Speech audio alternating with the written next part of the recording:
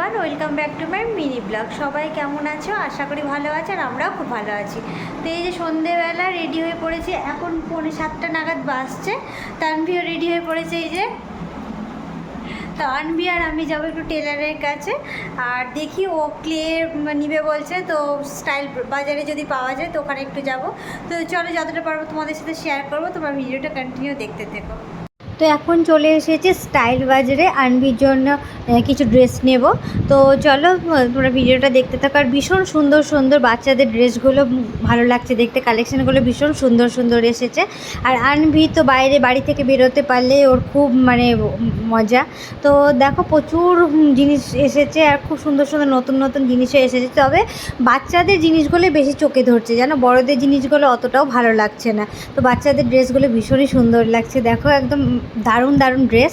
তো চলো আনভির জন্য কী নেব দেখা যাক, তোমরা ভিডিওটা দেখতে থাকো।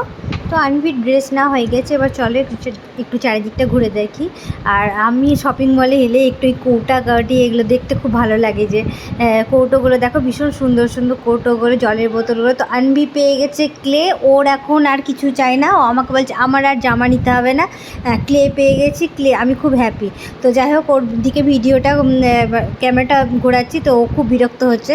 তো চলো তোমরা ভিডিওটা দেখতে থাকো। আর কোনো কিছু নেওয়ার থাকলে অবশ্যই তোমাদের সাথে শেয়ার করব। তো কৌটোগুলো ভালো লাগছে, কিন্তু জঙ্গিপুর যখন গেছিলাম না, তখন কৌটোর একটা সেট নিয়েছি, তাই আর নিলাম না।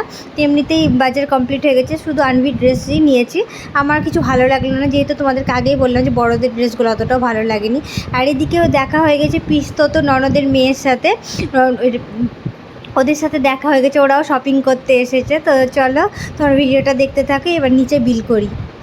যখন নিচে এসেছি, এতটা যে বৃষ্টি হয়েছে কিছুই জানি না।